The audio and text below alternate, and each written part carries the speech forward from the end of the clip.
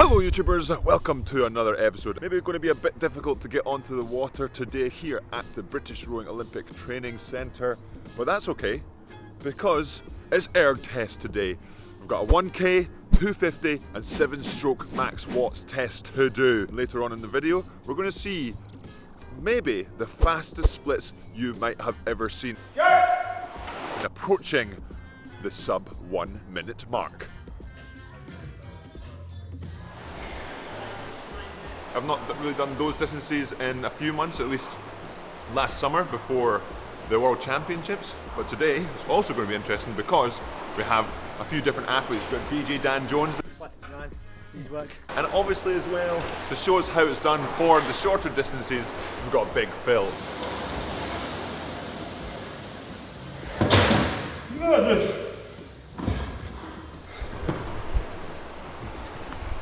So we'll be comparing to him, getting tips from him, and seeing how we get on. Wow.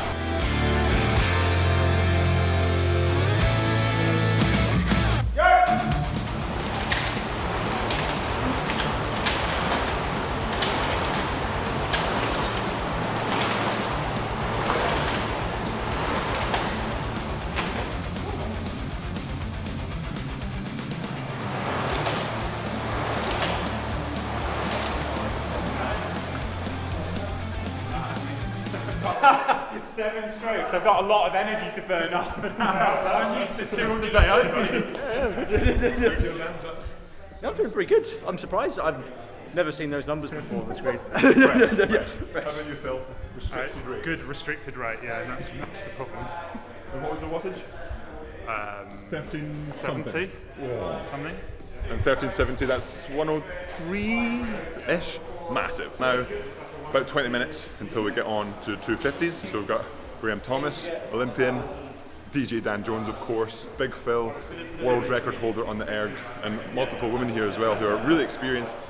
Watching them, great opportunity to be here, and as always, I always feel like doing shorter pieces on the erg is good fun. Until we get to the 1K and then that last 300, maybe not as much, but get on the bike, move the legs, and time for 250.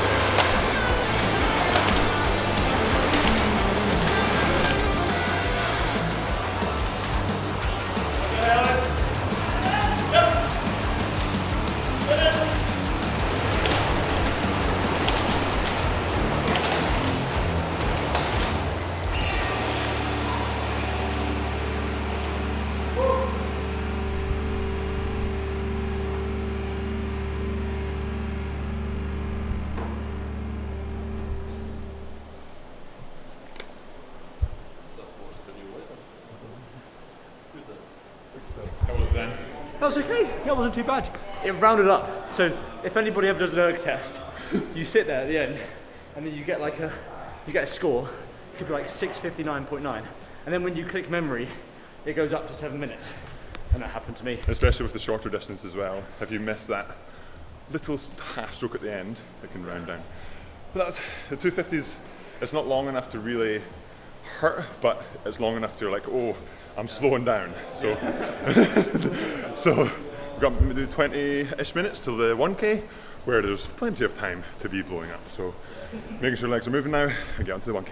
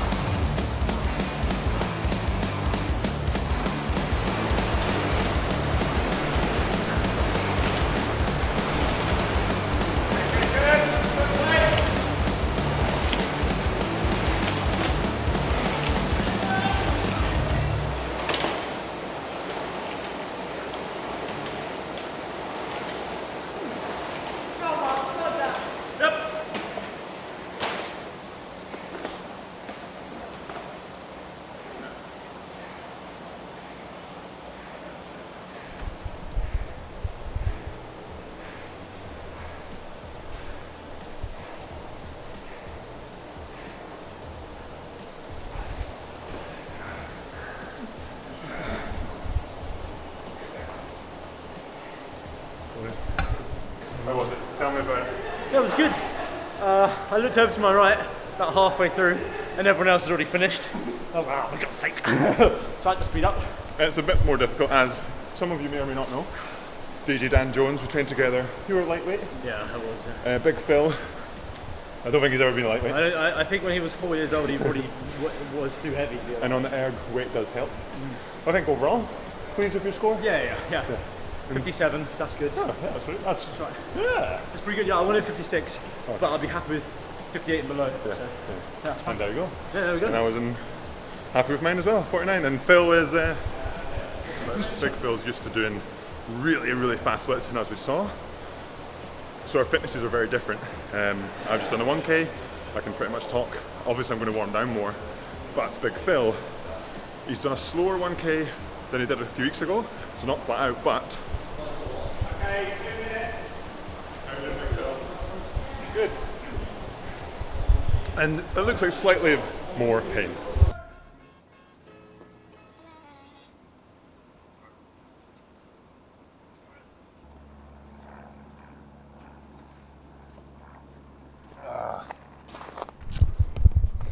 Oh, and I wouldn't say I spoke too soon. I think I'm just very sensitive to, so sorry if that's not ideal to see, but I think it's good to show as part of the training process.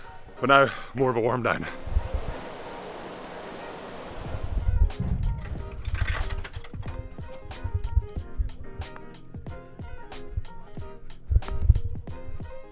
And the weather has stayed delightful out here, so I think we might be able to get out. In fact, not might, we can go out on the water if we want to, in preparation for testing tomorrow, which will be on the water, so hopefully the water does stay nice. That erg, great opportunity to get out there and do the testing, or not out there, in there on the erg. The score for me, that's the fastest I've went since my PB, which was a few years ago now at 2:45, when I was doing training more specific to the 1K and doing a lot more weights and being a lot stronger and probably 10 to 15 kilos heavier, and we all know a bit of weight behind the handle does help the erg, so good to be in sub 250 shape without super prep, but at the same time it's a sign that the training I'm doing or have been doing is doing something, it's working. Before that erg today, I did get a little bit anxious. For me, it's always just when you hear attention go, all the thoughts race through your head of, oh, has the training been right? Am I going to get a good score? What's going to happen? But then when I get to maybe a quarter of the way in or halfway in, I know I'm confident in my body and feeling of how things are going in the moment of how things will go by the end of the piece. So I did get there around 600 or so left. I was confident that it might hurt at the end, but I'm going to get a good score. The piece, I could probably go faster, but considering there's testing to go on, it's definitely a really good marker to have. And sometimes being confident in the piece can have that little bit of an extra little benefit in the split and make it feel easier, so other days when it doesn't feel as easy, don't have that confidence, you end up going the same split but it feels harder. So definitely a good score to have today, and that will be it for today's episode, Jam Squad. Hopefully you enjoyed it, something a little bit different, and the testing for me is going to be going on for the next few weeks, and I'll be filming here and there what we'll be doing. It will be a lot of beach sprint related content because that's what the testing is involving, and I know some of the viewers are very much flat water rowers, and I think for me, beach sprints or flat water rowing, coastal rowing, whatever it is, the rowing in all formats is essentially the same. It is the same, just maybe in a different boat, but it's, if you went on the flat water in a fine single, a fine boat, you couldn't go out on the sea and row, but you can do the same rowing in a coastal boat and go out on some really different locations. And that's kind of how I see it. Both work together and benefit each other. The coastal rowing, the getting in these more stable coastal boats benefits my rowing as an individual pretty much in all aspects. It builds my confidence so that regardless of what boat I'm in, I feel like I'm improving. So that's the reasoning for me doing this testing as well. And of course, I enjoy it, it's fun, and it's something a little bit different because it does add a little bit of variation. And remember, variation is one of the keys to motivation, but that will be it for the video, Yam Squad. Hopefully you enjoyed it. If you did, hit that like button, and as always, if you're not subscribed, hit that subscribe button for the next episode that will come out at some point, wherever that may be. Testing here, testing on a beach, testing in a different country, I'm not really sure. But for now, I'm going to continue to warm down after a pretty successful day on the rowing machine. See you in the next one.